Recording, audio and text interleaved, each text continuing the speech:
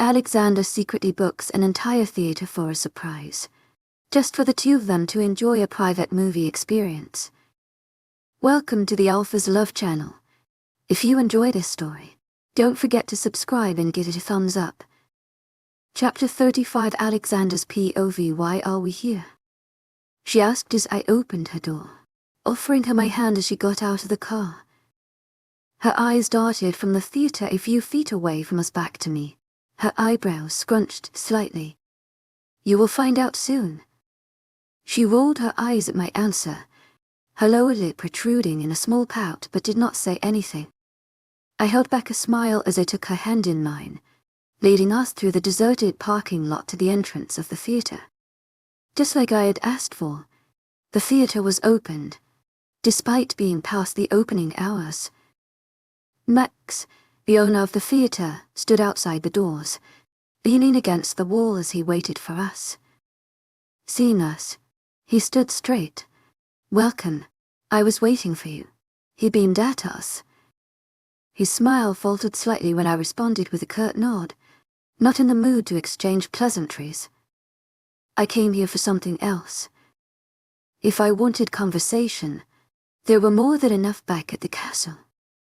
He turned on his heels, motioning us to follow him. As we entered the theater, Annalise tugged my hand, urging me to lean down as she said in my ear, "Can't you be nice?" She gave me a pointed look as I stood back to my height. He closed the doors before leading us to the snack area as he went behind the counter, pressing switches to turn on the LED lights around. Upon Annalise's request, he started the popcorns, filled a cup with Coke, pretzels and a packet of gummy bears where I just asked for popcorn and Coke. As he worked the counter, Annalise tugged my hand again. "Don't you think he is irritated that he has to do all of this just for us?" she said in a low voice as she looked at the man behind the counter. "He cannot be irritated. I paid him a significant amount of money for this night and had already informed him about these services, to which he agreed without any retorts." Taking the handful of junk food, Max led us to one of the theaters. "The movies will play one after the other," Max told me as I passed through the open doors. I gave him another nod, which earned me another glare from Annalise, who was a few feet ahead of me. I rolled my eyes at her but nonetheless said.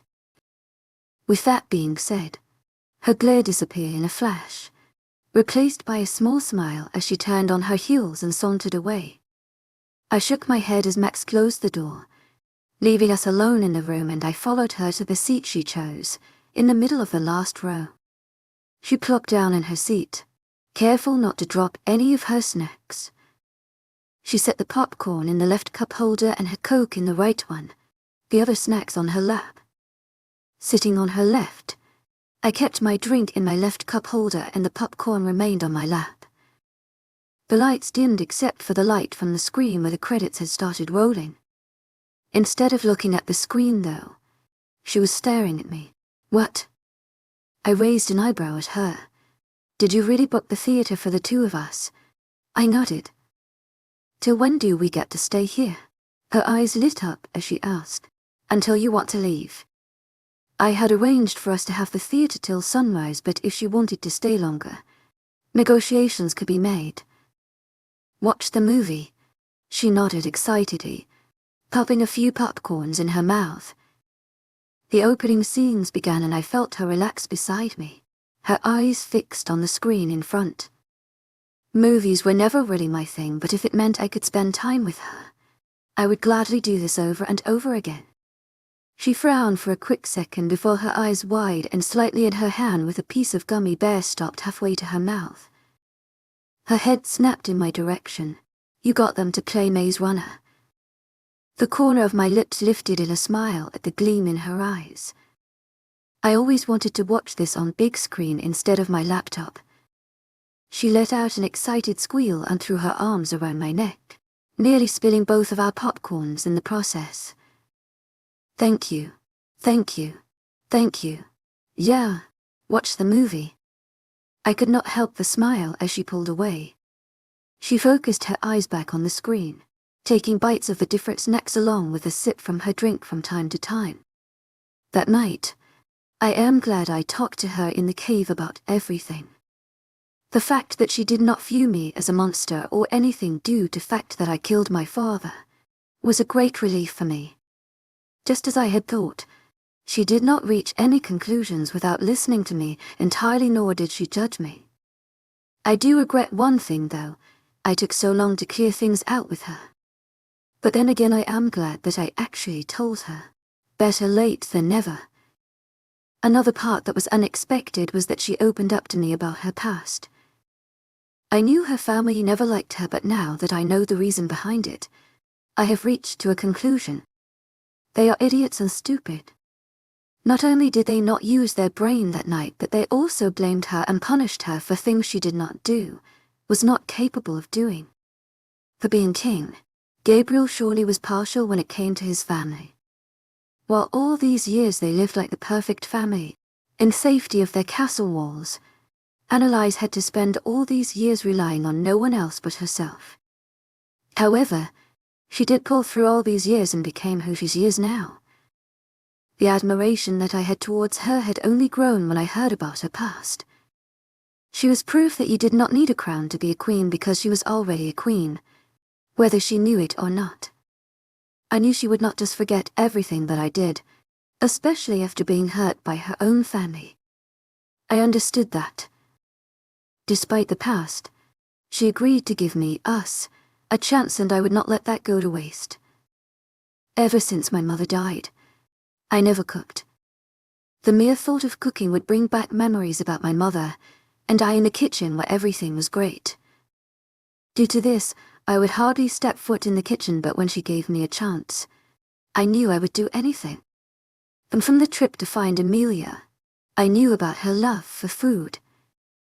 Unknowingly, she gave me all the details about her that I needed to make it up to her. Only a few days with her, but I already feel like something has changed in my life.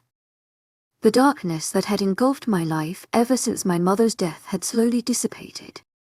It still made its appearance here and there, but whenever I was with Annalise, it would disappear. What was more shocking was what replaced it. Sunshine, do you have more popcorn? Her voice broke me out of my trance. She looked at me expectantly, and I realized the first movie was already over. Quick, she urged me as her eyes darted between me and the screen where the second movie had already started. I let out a small laugh as I handed my nearly full popcorn box. She grabbed it from me, settling it in her lap as she focused her attention on the movie. She popped a few popcorns in her mouth before speaking. Mid-chew. Once all the 3 Maze Runners movies were over, it was already 4 in the morning and Annalise was ready to head back to the castle, but when the opening scenes of a Marvel movie played on the screen, all thoughts about going home was pushed away as she asked me to bring more junk food. I had no doubt she had watched these movies countless of times since they were her favorites. Had she not told me about this earlier, I would have thought it was her first time watching these movies. All of the expressions were as if she never watched it. The way she would gasp when a plot twist was revealed, or how she would be pissed at what one of the characters did. How her eye would light up during the action scenes. How she would be on edge at some scenes. Especially how she cried when one of the characters who she loved died at the end of one of the movies. It was 6 in the morning when Max peeked in the room, seeing both of us still here. Annalise was too engrossed in the movie to realize and the movie still had some time to be over. I signaled him to wait until this movie was over to open the theater to people. He was about to object, but a glare from me was enough. Before leaving, he motioned to me that it would cost more money, and I refrained from rolling my eyes. As the end credits of the movie rolled, Annalise spoke. It's already morning. We should leave. She stretched her arms above her head, letting out a yawn. Come on.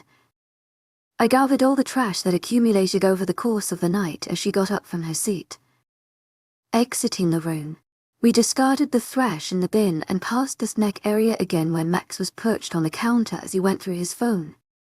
I dropped some extra cash next to him and headed towards the exit. Thank you, Anais called out before we exited, earning a thumbs up from Max. This was so fun, she said as we got back in the car. Thank you so much. It's okay. I started the car, feeling content that she liked it. I felt a hand on top of my hand that was resting on the lever. She had a small smile on her face as she looked at me, and I could not help my lips from curving into a small smile on. I interlocked out fingers, bringing our hands to my lips and pressing a small kiss on her fingers. Over the past few days, our relationship has surely progressed as we grew more comfortable in each other's presence. After the death of my mother, I hated physical touch and any interaction with people. I would always stay away from conversation with people, but then Annalise came in the picture. While I used to be repelled by someone else touching me, I craved her touch. Ever since my mother died, Annalise was the first person I hugged and liked it. I did not hug her just for the sake of it. I still dread conversations, but with Annalise, I craved it. Every day, I looked forward to breakfast. A smile when she would see the food was always the best way I could start my day. I loved it when it was just the two of us and I could go on listening to her talk. Can we meet later tonight? We need to find that steak once and for all. After dinner, she nodded and soon the castle came in view, indicating that our time together was about to be cut short. Chapter 36 Analyzes POV. A smile immediately hit my lips as I entered my room. The warm and comfortable sense of Alexander's presence filled the room, and his masculine scent immediately filled my senses. Instead, I saw a dark figure near the window. Dusting the non-existent dust off his shoulder, he moved away from the window, out of the shadows of the dark night. Seeing him was enough to me feel at home again, and without wasting any time, I closed the distance between us in a few steps. The tiredness hit me like a truck at full speed as I without clothes my arms around his torso, letting go of myself. Sensing my tiredness, he wrapped his arms around me, holding me straight. Hey, I mumbled as I rested my head on his chest. Are you okay? He asked, and I could hear the slight concern in his tone as he tightened and his hold around me. Just tired. I have not gotten a blink of sleep since last night when we left for the theatre. Still, it was probably one of the best times I had in my life. We had the theatre all to ourselves and I could just be myself. I could laugh whenever I wanted and I could do whatever I wanted. I could shout at the characters. I could bawl my eyes out if I wanted, and I knew I would not get pointed stares from people, nor would I be judged by anyone. Alexander's presence made it even better. Despite his non-existent love for movies, he still arranged all of this so that I could have a good time. On top of that, he stayed by my side all the time. I knew he was not interested by the movie, but I was glad that he did not go on his phone, which would have made me feel like I was boring him. Even if he spent half of the night staring at me instead of the movie, I had a great time. Whenever I would make some comment about the characters, he would just let out a laugh, and at the rare times he would actually watch some on the scenes, he would say something here and there which only proved his dry sense of humor. Also, he put up with all my demands regarding the ton of junk food I ate throughout the night. The highlight of the night, though, was definitely the way he panicked when he saw me cry when one of my favorite characters, Newt, died in the third Maze Runner movie. The panic in his eyes were clear even in the dim room as he had cupped my face, repeatedly asking me if I was okay while wiping the tears away. Ever since we got back home, I have been so caught up with meeting Evelyn and my grandmother that I had completely forgotten about taking a rest, and right now I was paying for it. Alexander backed us up till we stood near my bed. I pulled away and he made me sit on the edge of my bed before removing his shoes and getting on the bed behind me. What are you doing? My eyes feeling heavy. He did not say anything as he set my hair free from the tortuous ponytail that I did hours ago.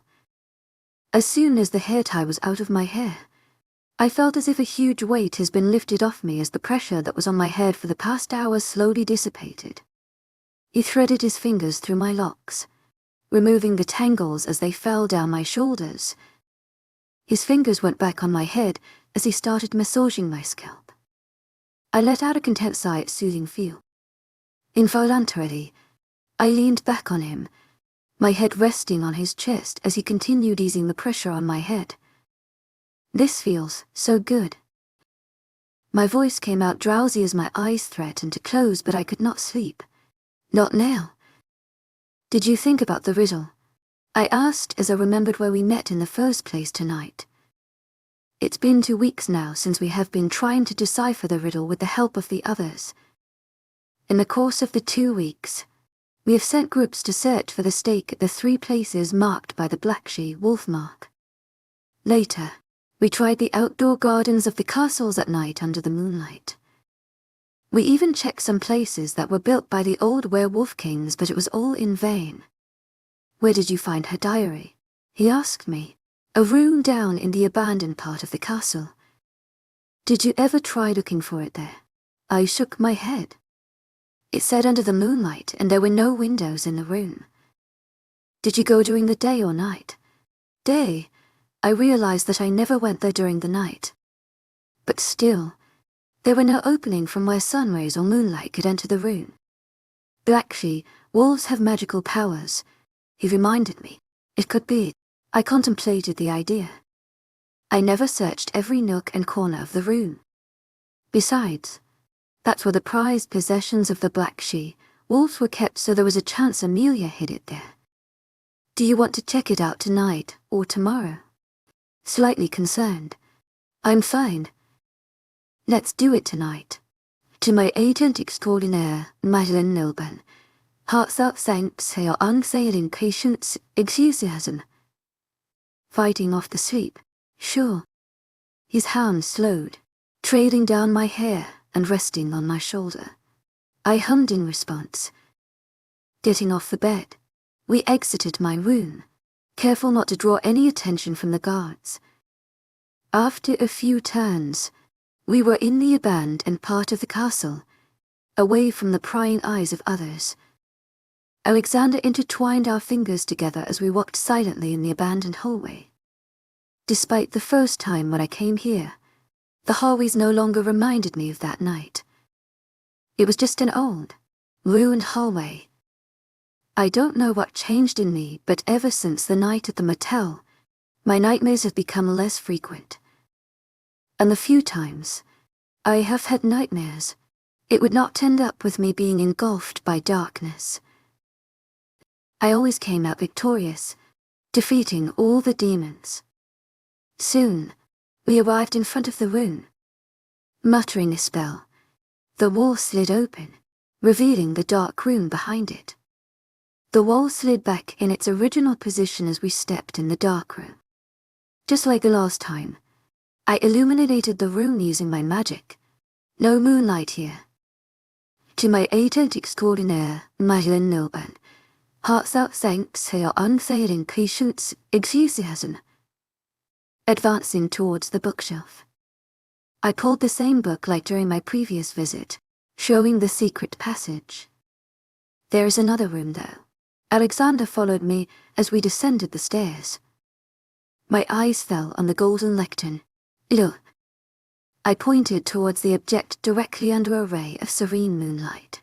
It must be under it, he said as we got closer.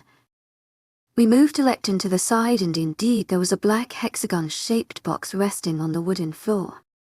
Without wasting any time, I opened it. There was a silver ring nested on a piece of black cloth with the symbol representing the black wolves carved into it. Where does this go, though? I looked around the room, trying to figure out the rest of the riddle. She said it would open a door. If Amelia hid it with hopes that no one finds this again, I am guessing that whatever door she was talking about is connected to magic. He took the keys in his hands, studying. How did you know that a spell was used in the forest? I felt it. What about in this room? all black she-wolves have the same magical abilities excluding your elemental magic. Maybe you can find if magic was used here by trying to connect with it or something. I can't try, I replied, taking a deep breath. Relaxing, I allowed some of my powers to seep through the room, getting in every nook of the room. Waves of glowing, white light was spread across the room. Slowly, I felt the presence of more magic in the room. A small smile played on my lips as I focused all my powers to that particular point. The waves that had been spread throughout the room were now converged, all moving towards one of the shelves in the room. Behind the shelf, I said as I realized that my power was passing through the books and wooded material. Alexander moved the shelf and indeed my power was fixed a point on the wall. I muttered a spell and the first layer of the wall faded away. My powers faded as I approached the wall, relieved when I saw the symbol on the wall along with a keyhole. Found it. To my agent extraordinaire, Nocturnal. Heartfelt thanks for your unfailing patience, enthusiasm. Opening it and acquiring the stake we had been looking for. Let's go now. I really need some sleep, I said as I fought back a yawn. Chapter 37 Analyzes POV. Where are we going? Perplexed as we rounded a corner, taking a different turn from the one leading to my room. I tugged on his arm as he walked a few steps ahead. Someone might see us. I yelled out, looking around to ensure we're the only ones in the hallway. They won't. He reassured me, pulling me forward so that I was walking beside him. Shaking my head, I continued walking, keeping my eyes peeled for any possible guard lurking in the corner. Despite looking like every other hallway in the castle, it felt unfamiliar as a different scent lingered in the air. We passed several rooms but never once did I see a guard around, which was surprising and disturbing given that the vampires could easily infiltrate the castle without us knowing. Finally we came to a halt in front of a room and Alexander opened the door, gesturing for me to enter. As soon as I entered the room I already knew where I was. The scent was now all too familiar and gave the same feeling of comfort home. Why am I in your room? I asked, taking in the room. The room was no different than mine. The room was well kept with everything in its place. The few clothes that were not in his closet were neatly folded and kept on the side in honesty. I was not surprised that he was sort of a clean freak. Can you spend the night with me? I turned around, facing him as the question left his mouth. He passed a hand through his hair, advancing towards me until he stood in front of me. His hands went around my waist, pulling me flush against him. A smile spread on my lips as he continued. I want to spend more time with you. Still smiling, I replied, to my agent extraordinaire, Nocturnal. Heartfelt thanks for your unfailing patience, enthusiasm. In response, he offered me one of his rare smiles that literally melted my inside in mere seconds. Thank you. He leaned down, pressing a kiss to my forehead. I'll get changed and come. I nodded as he let go of me, disappearing in the walk-in closet. Sighing, I let my eyes wander around the room. Since I had left my phone in my room, I had nothing interesting to do. My eyes fell on his nightstand. There was a random book resting on top of it, unlike the other books that were placed neatly on top of each other on the coffee table in the room. It somehow piqued my interest and I found myself advancing towards it. As I was still studying the beautiful cover of the book, a piece of paper fell out of it, landing near my feet. Picking it up, I realized that there was also a picture along with the piece of paper. Flipping the picture over, I could not help but be in awe. There was a beautiful woman with long black hair flowing till her hips, her dark blue eyes shining as she beamed at the little boy standing by her feet, gripping onto her dress. Both were standing in front of a beautiful field of flowers. I instantly recognized Alexander, and there was no doubt that the woman was his mother. They were so identical. Alexander looked so cute and carefree in the picture, just like any toddler should be. There was this glint in his eyes as he looked at his mother so lovingly. I could not even imagine the pain that was inflicted upon him by the death of his mother, no less by his own father, and in front of him. Opening up the piece of paper, I realized it was a letter to Alexander from his mother. Not wanting to invade his privacy already more than I did, I folded it back again. A feeling of guilt started growing in the pit of my stomach, rising till my throat as I realized that I was just looking at something extremely personal to Alexander without his permission. "What are you looking at?" I jumped when I heard Alexander's voice as he stepped out of the closet, and I cursed myself for being so stupid for going through his things. Goosebumps erupted all over my skin as I felt him wrap his hand around my waist, pulling me against him as he placed his chin on my shoulder, looking at the picture and letter in my hands. "I did not mean to snoop around your things. I am really sorry." I rambled as I tried to explain my actions to him. "I was just looking around and it's fine." He cut me off mid-sentence. His hold around me tightened as he placed a light kiss along my jaw. "What's mine is also yours now. Still, I went through your things without your permission. I should have asked first. To my agent extraordinaire, Madeleine Nilban, heartfelt thanks for your unfailing patience, enthusiasm." He reassured me once again. "I want our relationship to work and I don't want to hide anything from you." I sighed in response. I found this the same day my mother died. Apparently she already knew about my father's plans. But I was too late and could not do anything to help her. I could hear the sadness and guilt so potent in his tone. "It was not your fault, Alexander. You were a kid and I am sure your mother would never blame you for not saving her. Nobody would they cannot because they were not in your shoes." I turned around, placing the picture and letter in his hands, offering him a small smile. "She is beautiful," I said as he studied the picture. A smile graced his lips. "I will always miss her. She will always be a part of you because you love her unconditionally. She will always be in your heart." He closed the book, sighed, stepping me to keep it in its original position. "I am so grateful you came in my life, Annalise." He took my hands in his, bringing them to his lips and kissing my knuckles. And I looped my hands around his neck. "I am grateful that you came in my life." His hands went around me, lifting me to my tiptoes as he supported me. "Yes, the beginning was a bit rough, but we made it. You are perfect," he said as he hugged me, and I let out a little laugh. "Alexander," he hummed in response. "Do you have anything I can wear to sleep? My dress is kind of uncomfortable." We pulled away from each other. "Sure."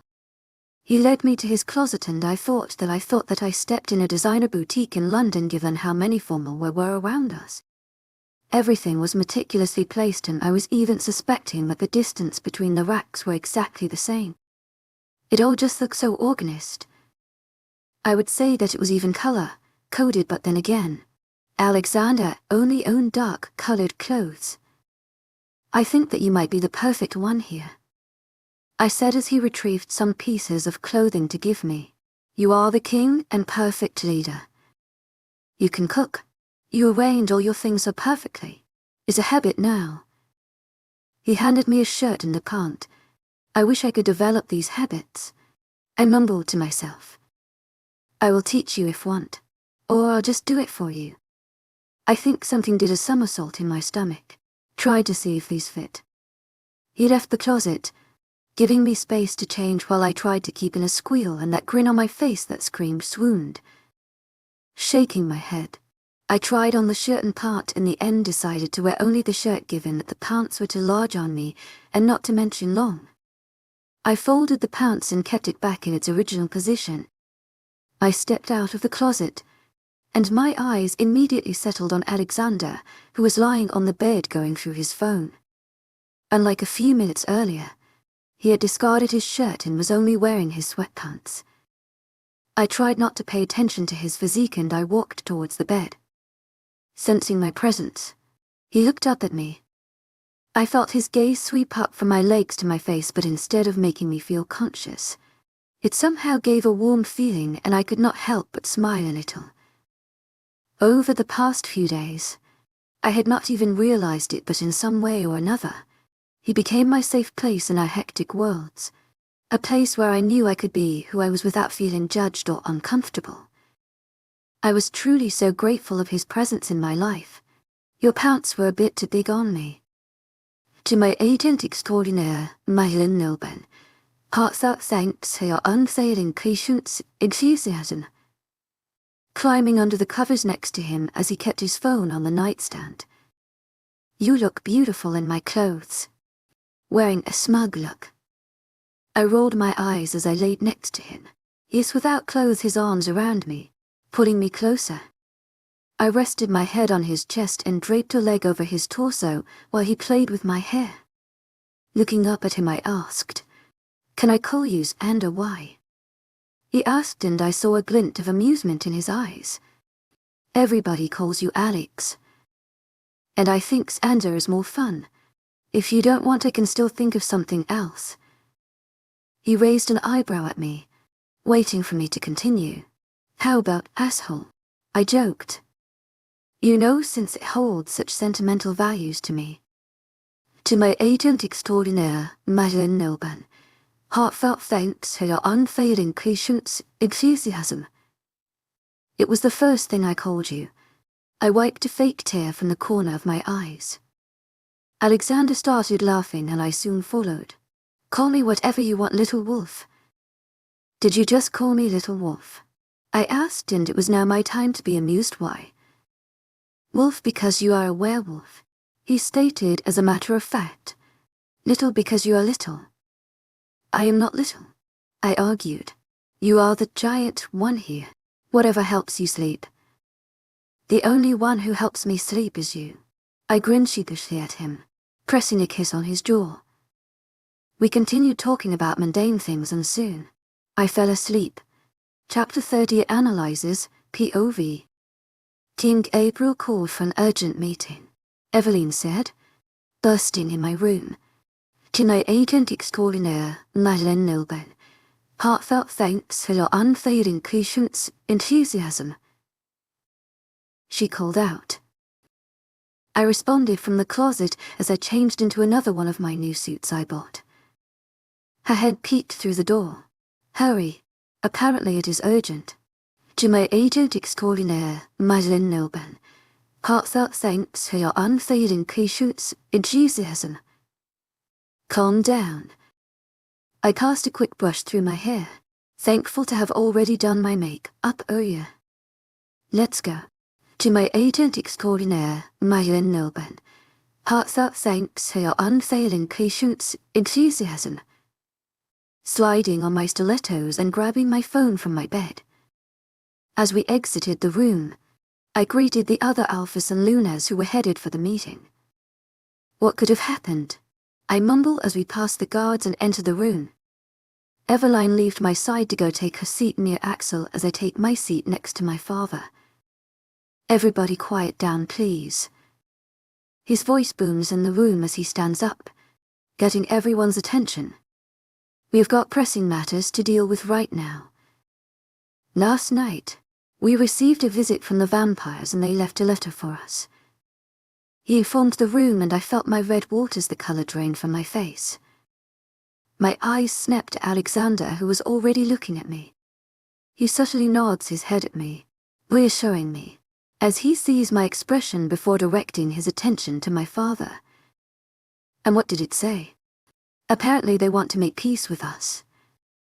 Murmur erupted everywhere as my father circulates the said letter around the room. I had expected them to tell them about the fact they wanted me and not that they wanted peace. Despite the letter, I had difficulties believing them. How do you know if it's true? Alexander spoke. We cannot trust them. King Tarsal agreed.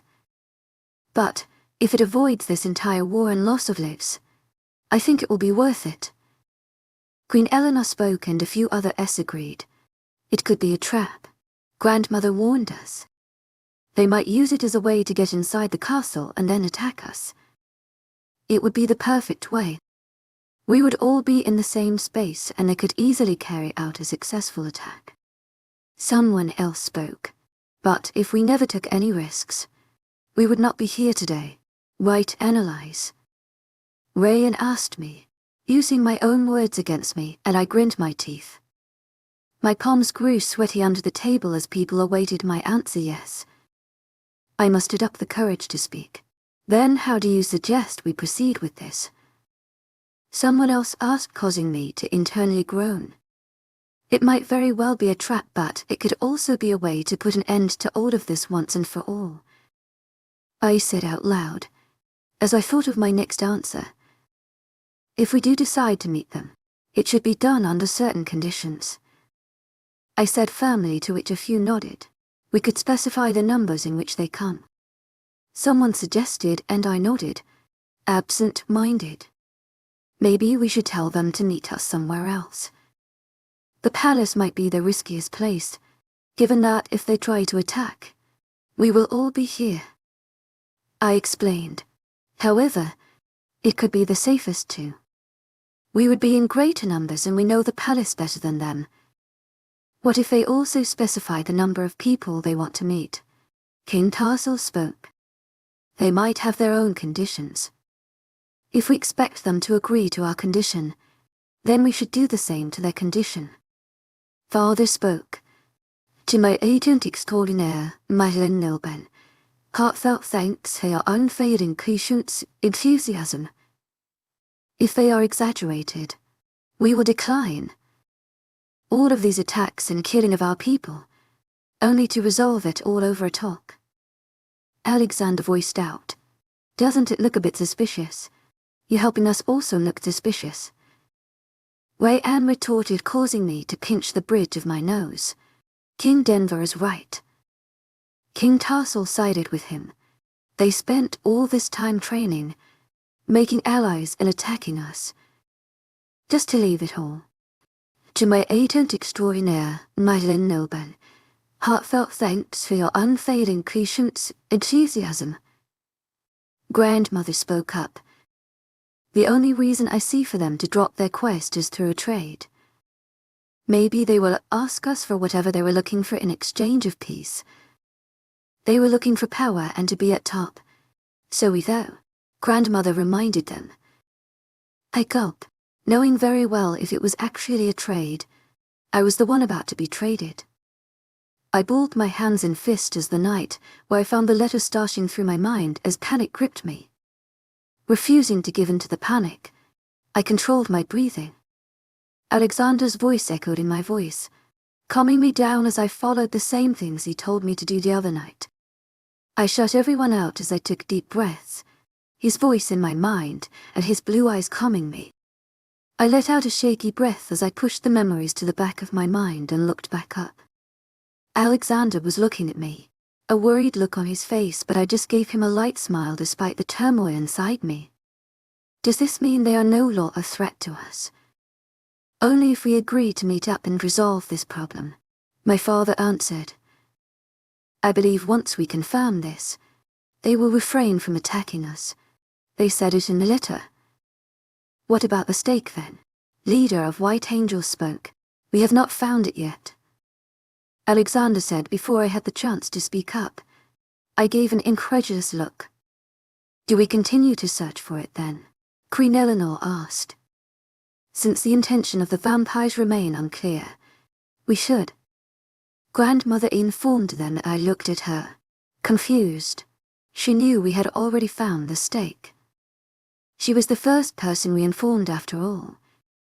All this time and you have not found the stake yet, sister? Raina asked, a taunting look on her face. No, we have not.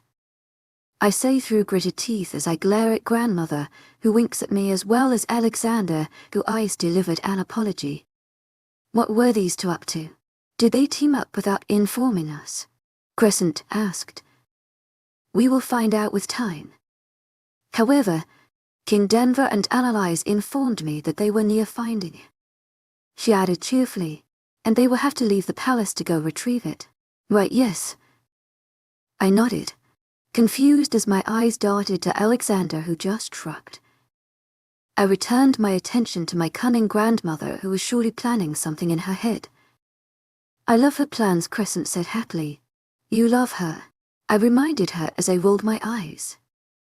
"Go ahead and get the steak as soon as possible," my father said. "We might need it." "If it is a trade, are we going to give them anything they want?" Someone asked the dreaded question. I gulped, fisting my hands once again, causing crescent marks in my palm. "If it is something we can afford to lose." "Yes," my father answers, and more murmurs erupted. I already knew what his answer would be if the vampires asked for me in exchange of this truce. I had no doubt my father would willingly hand me over to him on a platter. Dead if the vampires asked for its ints in their eyes. I was something they could afford to lose. What if they ask for a magical artifact like the dragon staff? Like we said, if it's not going to cause us harm in any way, we will give them. Ray Ann concluded. What if they use it against us? I let out an internal groan as the questions never ceased to stop, everybody voicing out their thoughts, their doubts and opinions, while I sit in my chair, clueless of what to do. That is a risk we are willing to take if it means the best for our kingdoms. The words haunted me, adding to my panicked mind as I go through the worst-case scenarios in my mind. If they did ask for me, I knew my family would be willing to give me up, but I also knew others, grandmother and Alexander, would not be so willing as them, and I had no doubt they would do everything in their abilities to keep me safe. If they are not looking for something but someone. Grandmother asked, and I swallowed back the lump formed in my throat, wanting nothing but to get out of here as soon as possible and get some air. It all depends on who they want.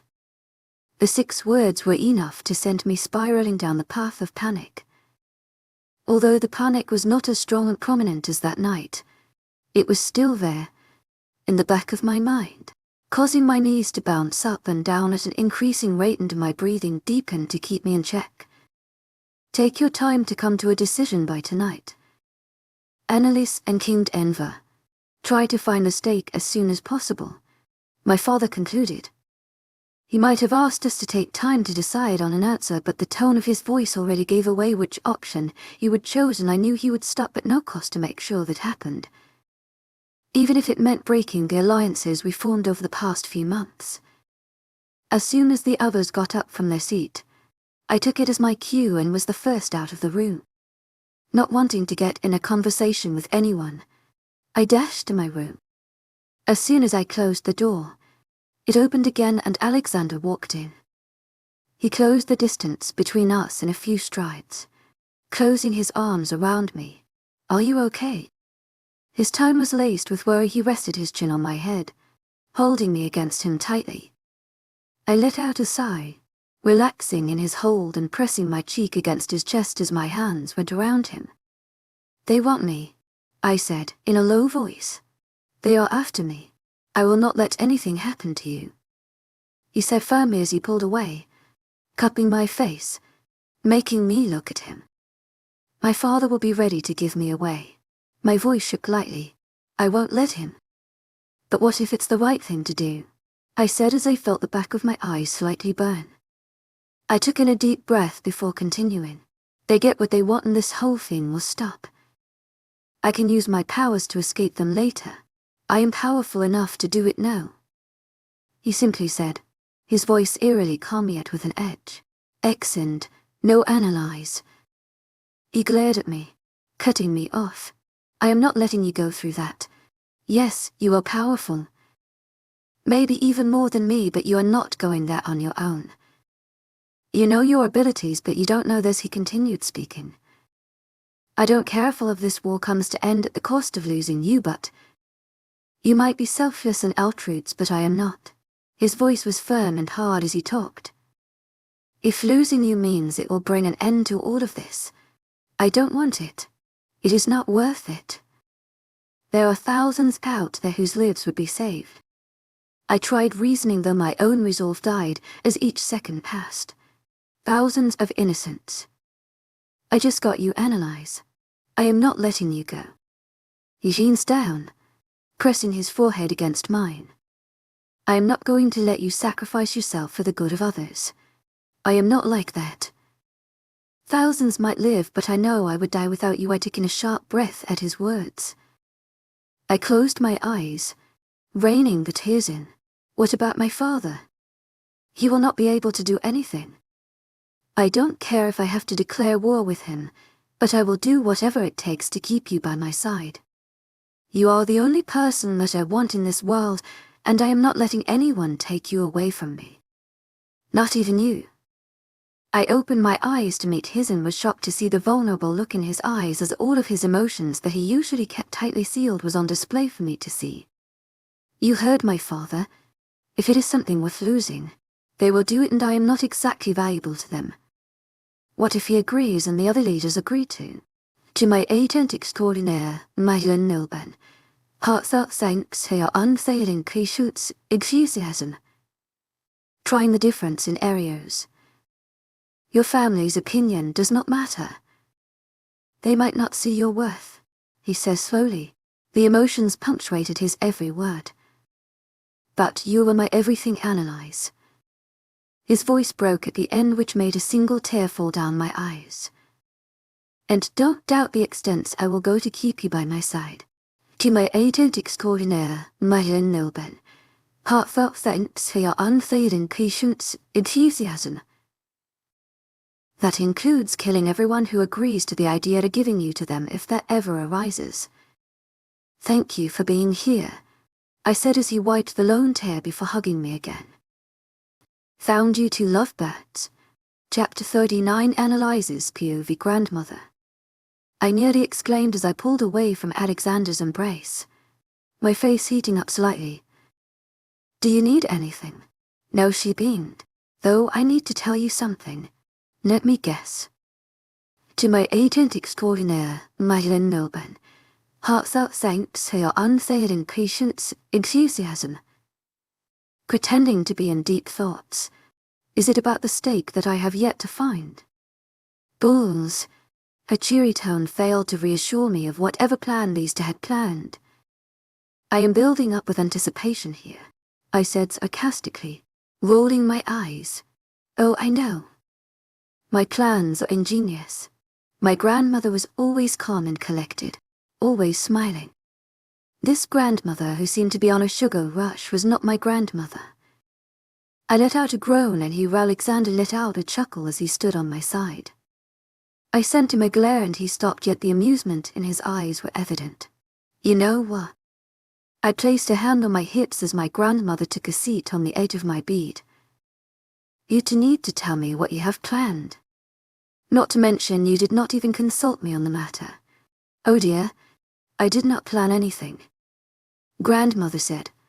It was his idea. She pointed towards Alexander, who gave me one of his rare sheepish grins, and I held back a groan from escaping at the sight. I was still not used to his smiles. I just made it easier for him to make sure it is a success. So what is the big plan then, mastermind? I directed my question to Alexander, but my grandmother did the honors and replied me. You two are going on a vacation. I felt my jaw drop to the floor at the plan that does not seem to fit with the current scheme of things.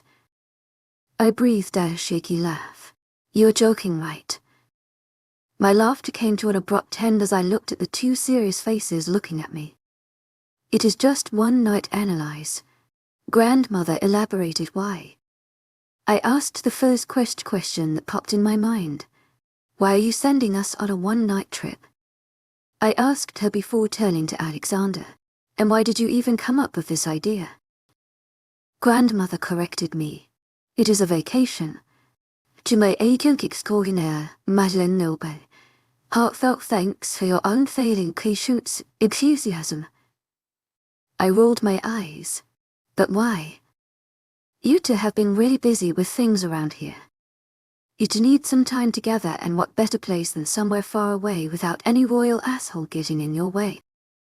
Alexander let out a laugh as I nearly face-palmed myself.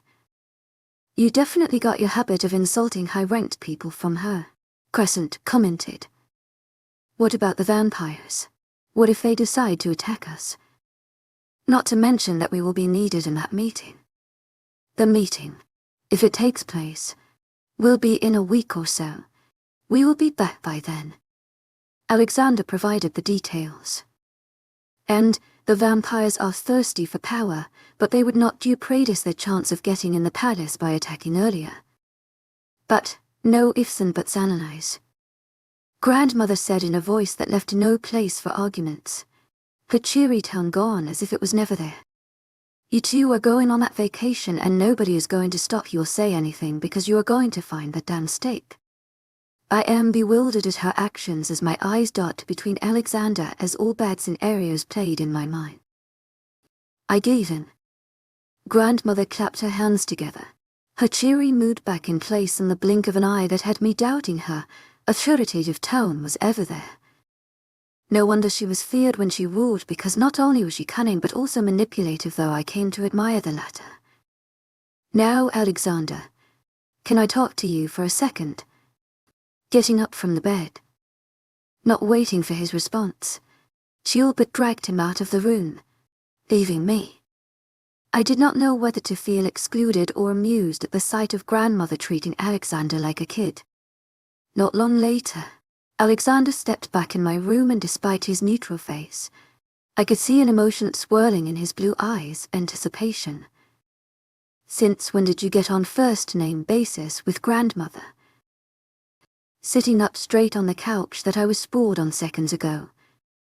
Ever since I presented her with my riveting plan, he smirked at me. Care to share your ingenious plan with me? I muttered sarcastically. It is a surprise. Not again. I groaned, getting up.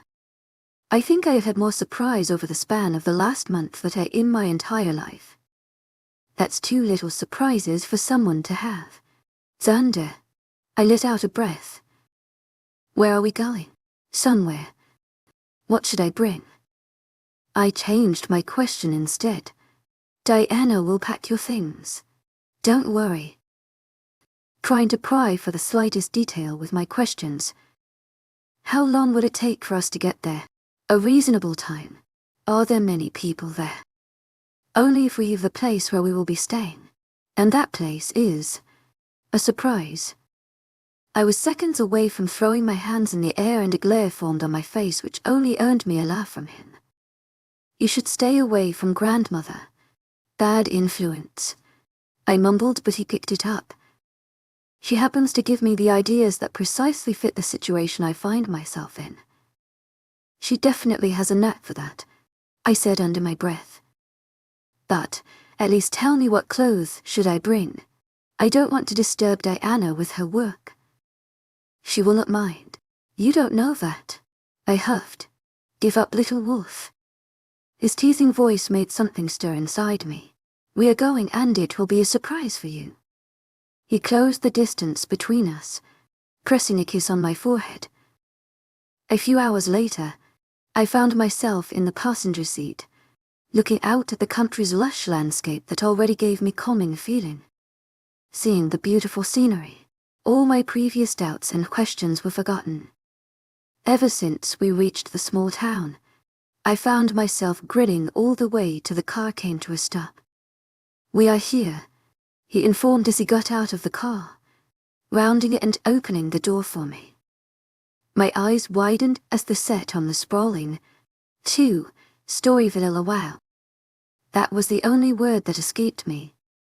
The main thing that had enraptured me as soon as we got here was the tranquility of the entire place, and the villa was situated in the perfect place, multiplying the tranquil feel. It was situated away from the rest of the population, engulfed by trees and nature on top of a hill. It gave us the perfect view of the glistening water under the blazing sun. I trailed as I took in the surrounding. Perfect. I exclaimed as I threw myself in his arms. He easily caught me. I love this so much. Thank you. I mumbled in his chest, tightening my hold around him and feeling like a kid who just got the present she wished for Christmas. Glad you loved it. Maybe you and my grandmother should keep making these plans. I joked as I pulled away. He shook his head as he opened the trunk and removed our bags. The inside of the villa was even more mesmerizing than the outside. It blended perfectly with the nature surrounding it, yet it had a modern touch to it. The walls were of neutral colors with floor-to-ceiling windows, giving us the perfect view of the nature around us. It was simple and minimalistic with a scent of openness. The stones and woods incorporated with its structure gave it the final touch it needed to fit the vibes of the town and nature. The best thing about this place though was the pool on the terrace upstairs. A huge sliding glass wall allowed entrance onto the terrace on the second floor. The pool ended on the edge of the terrace, the trees underneath it, and the blue sea straight ahead. I could not wait to take a swim in it, and also stargazing at night. This is literal perfection. I nearly squeal as I bounce on my toes, unable to conceal my excitement. It's been years to be exact, since I went to a vacation. I don't even remember anything except that it was my grandfather's wish for our family to be together. Later, I went to the school and never went out on trips with my friends or whatsoever. A night stay in this incredible villa was equivalent to a month's while of vacation to me. Chapter 40 analyzes POV. The clock ticked 11 and the need to murder someone started building inside me. More exactly, Diana. Things have been really evil ever since we came here. We kicked off the trip with a walk in town around 6. The entire town was filled with people who were so friendly, adding to the already pleasant experience. Then we settled on having dinner at a small restaurant. We ended coming back to the villa after a walk by the shore around 10:30 despite the protest from Alexander. However, when we got back, Alexander had no plans of calling it a day and sleeping. Instead, he wanted to spend more time and stay up till late. After around an hour of talking and TV, I finally settled on getting at least a swim in the pool given that we were staying there for only a night and Alexander already had plans for tomorrow. To my agent extraordinaire,丨Nocturnal, heartfelt thanks for your unfailing patience, enthusiasm. My plans were put to a halt as I rummaged through the bag Diana had packed for me, retrieving for bikinis, each one more scandalous than the previous one. The pieces of fabric stared back at me as they laid sprawled on the floor. It will look great. You will look great. You will look hot. We will look hot. Crescent chanted in my head. To my agent extraordinaire,丨Nocturnal, heartfelt thanks for your unfailing patience, enthusiasm. I let out a shaky breath as my hand hovered above the bikinis. Red one. Crescent edged as I looked at the most scandalous one in the group. Sure, 100%.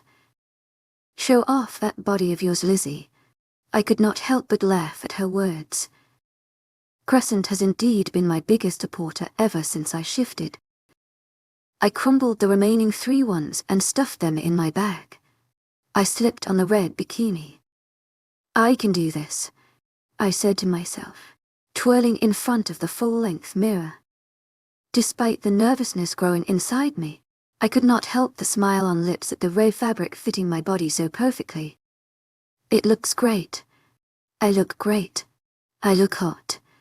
We look hot. I chanted once again, stepping out of the walk-in closet while throwing on an oversized shirt on me. Sliding the door open, I stepped onto the terrace. To my agent extraordinaire,丨Nocturnal, heartfelt thanks for your unfailing patience, enthusiasm. Crisp winds hit my body, raising goosebumps all over my skin. Alexander was sitting lazily on the hammock, looking up at the sky filled with stars, ghost smile on his lips, looking relaxed in a way I have rarely seen him. I guess we both needed this little getaway. The door slid shut with a click sound, getting his attention as he faced me. Going for your swim? I hummed as I proceeded to remove the shirt from me, my moves slow and languid, dragging out the process. Are you going to join me? My voice came out raspier than I wanted due to the look in his eyes as he looked me up and down. I could feel his heated gaze trace every curve, every dip and line of my body, boosting my confidence in the outfit. I discarded the shirt on a nearby chair as I made my way to the pool, towards the side where the stairs were. As I set one foot in the heated pool, I gave Alexander a look from over my shoulder. I could clearly see the tension in his shoulder, something that was not there previously, and his jaw ticked, his eyes eliciting pleasurable goosebumps in their wake as they moved down my spine. No, despite his curt answer, I could make out the strain in his voice. I just shrugged as I descended the stairs, the warm water soothing my muscles. Needing to let go a little, I swam a few laps, trying different techniques I knew before deciding to take a break. I swam to the further edge of the pool that overlooked the town and ocean. My hands rested lazily on the edge as I took in the scenery. Up above, the twinkling stars stood out in the otherwise dark, clear sky, promising light in the midst of darkness, while the ocean underneath was a mirror. The water glistened under the moonlight as they crashed.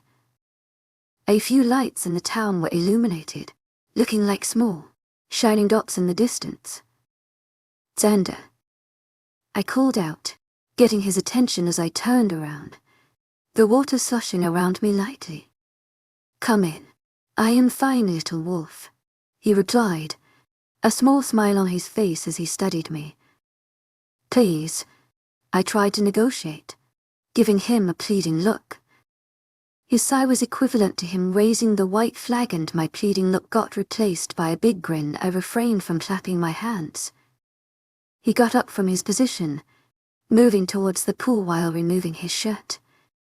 His inked muscles flexed as he waded through the water, heading in my direction. My hands worked on autopilot as I smiled, splashing water on him as he got closer. He let out a groan as he passed a hand through his face before going through his damp locks. His glare caused my smile to turn into laughter, which earned me a smile of his own. I took it as my cue to continue splashing water on him. Another splash, but instead of stopping like I had expected, he walked through the water attacks, closing the distance between us. I was still in the process of hitting him with another splash when he caught both my hands with one hand, knocking them underneath the water as he splashed me with water. I found myself laughing as he mirrored my previous actions. "To my agent extraordinaire, Madeleine Noble, heartfelt thanks for your unfailing patience, enthusiasm," I said between fits of laughter and mouthfuls of water. He loosened his grip around my hands. His small smile now turned into a grin. As soon as my hands were free, I splashed him one last time, using more force than the previous times. "To my agent extraordinaire, Madeleine Noble, heartfelt thanks for your unfailing patience, enthusiasm." He nearly groaned. I beamed at him, taking a step back only to hit the wall behind me. He moved closer, placing both his hands on either sides of me, caging me in. I asked innocently as the water dripped from his hair and face. He leaned down, shaking his head as the water from his hair got over me, and I felt giggling. "Happy?" he asked me, our body brushing against each other, leaving sparks with the slightest friction. "To my agent extraordinaire, Madeleine Noble, heartfelt thanks for your unfailing patience, enthusiasm," I answered, my grin still plastered on my face as I looped my hands around his neck, pulling him closer to me. "Thank you." My voice came out as a whisper as got on my tiptoes, trailing my lips over his jaw lightly. I felt him tense under me and nearly anticipated him to pull away, but he did not.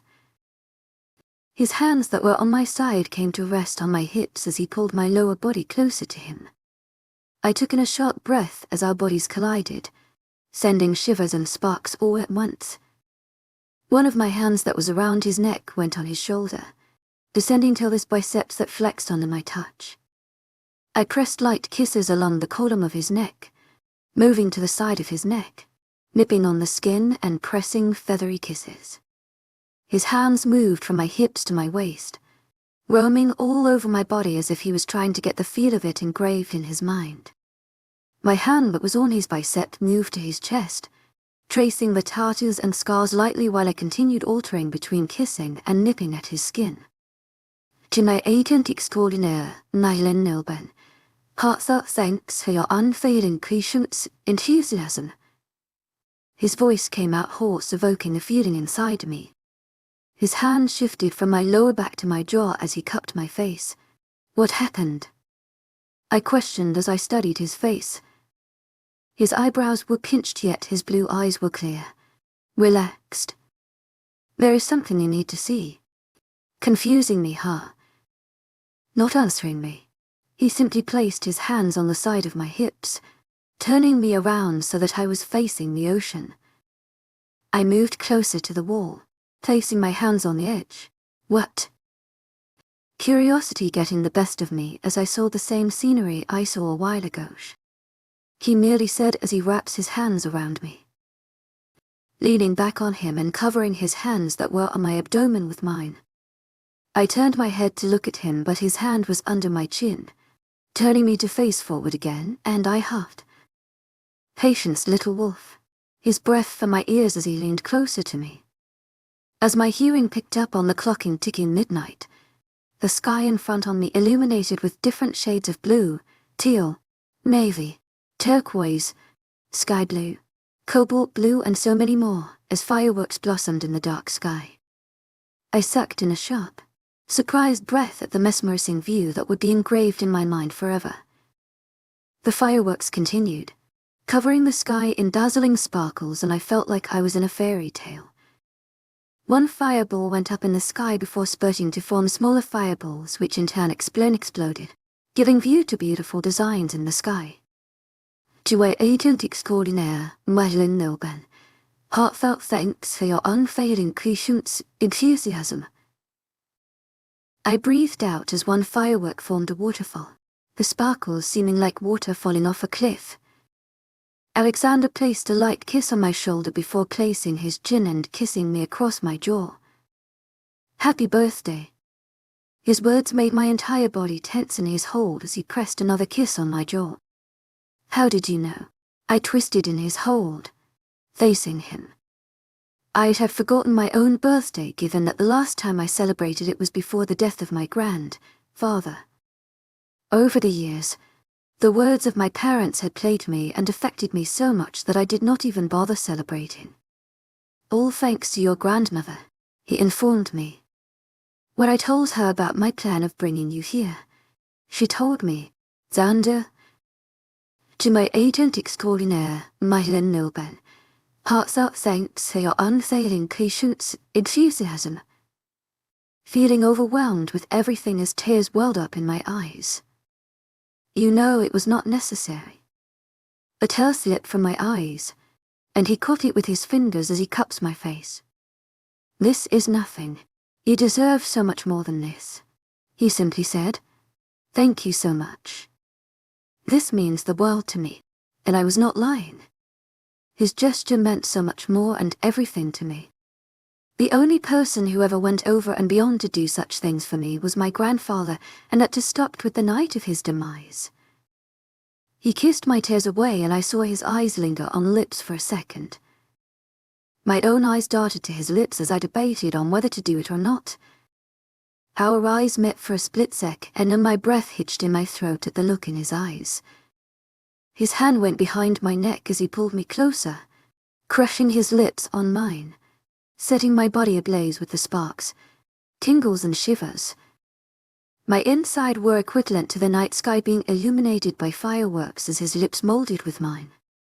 I found myself melting into the slow, passionate kiss as his lips moved against mine, speaking words that had not yet been said, promises that had not yet been made, emotions that had been locked away, and so much more. His tongue teased my lips and I parted them, allowing him to explore my mouth as he pleases. His hands went to the back of my thigh as he lifted me up, my legs circling around his torso, and I let out a moan which he swallowed with his mouth. My lips fluttered close at the sensation of being so close to him. My hands looped around his neck, tugging at his locks, causing him to grunt into the kiss that spread throughout my body like wildfire. His hold on my thigh end when his tongue brushed against mine. Our bodies press against each other, leaving no space between us. I tease his tongue with my own as it glided over mine. He bit my lower lip, a slight metallic taste invading my taste buds before sliding his tongue over the spot, soothing the light sting I felt.